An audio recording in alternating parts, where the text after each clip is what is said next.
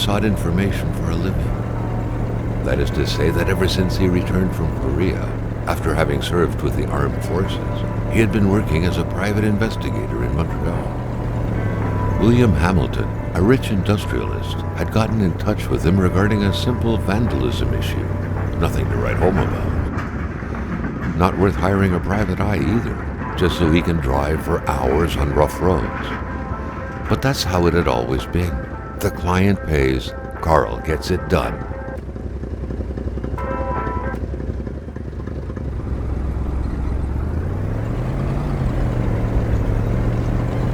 They had set up to meet at the general store, his client's business. Well, actually, the entire village had William Hamilton's name written all over it.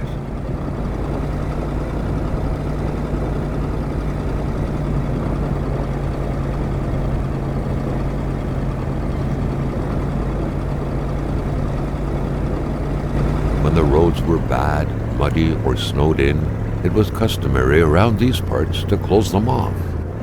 But it was also customary to ignore those signs entirely and drive there anyway.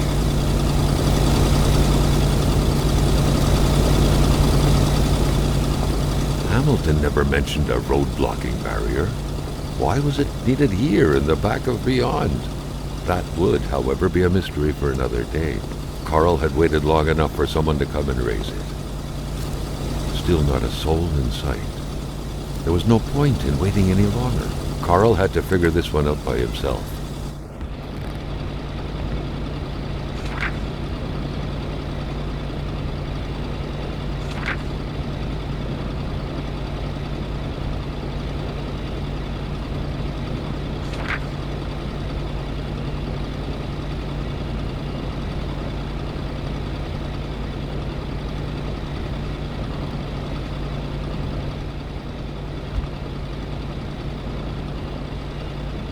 Hamilton no doubt knew who managed the barrier. Carl wanted to give him a call, but that would have been too easy though, as sure enough the line was acting up.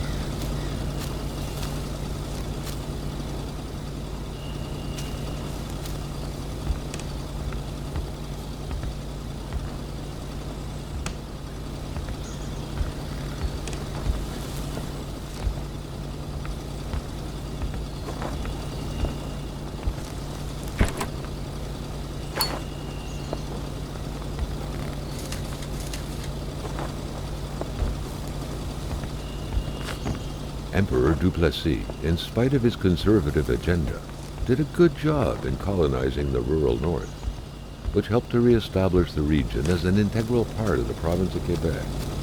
The blue fleur-de-lis could be seen fluttering in the wind here and there, taunting the red Canadian flags on the other side of the province's boundaries.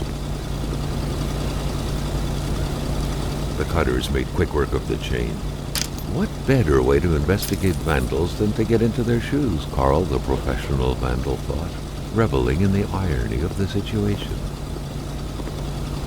Hamilton is waiting for Carl in the general store. It was time for him to get down to business.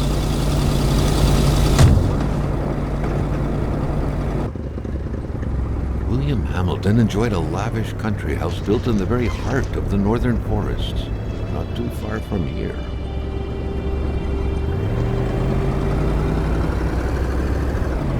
The local populace was divided when it came to the affluent man. Some saw a wealthy philanthropist dedicated to improving the region's economy. Others an aging Englishman who would do anything to further his fortunes. And those ones hated him enough to go on about scheming against him.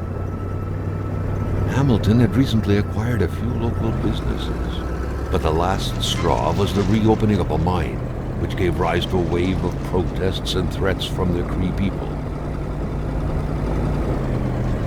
Given these circumstances, Carl reckoned that a good number of people must be feeling compelled to oppose Hamilton in one way or another. So far, only the industrialist's house had been a target, but soon enough, Carl thought, the target would become the man himself.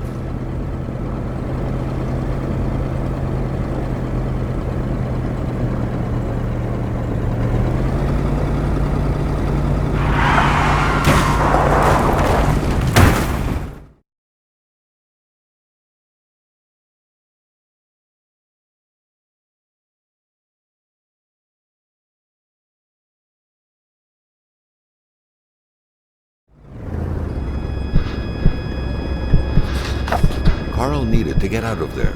The cold and the pain required urgent care.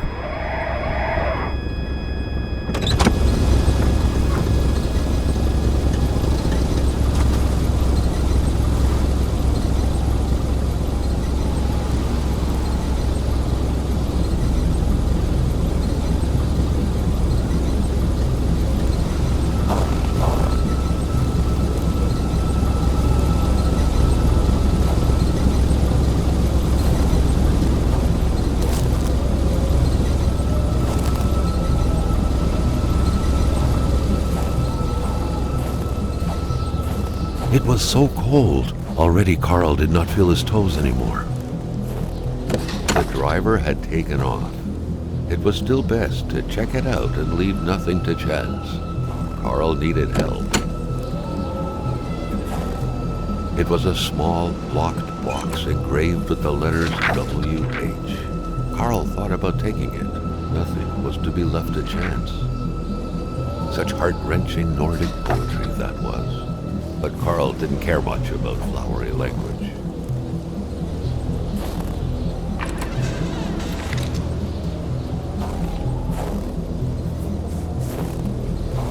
This deep in the country, his last hope was to find an abandoned garage or a farm by the roadside. His life depended on it.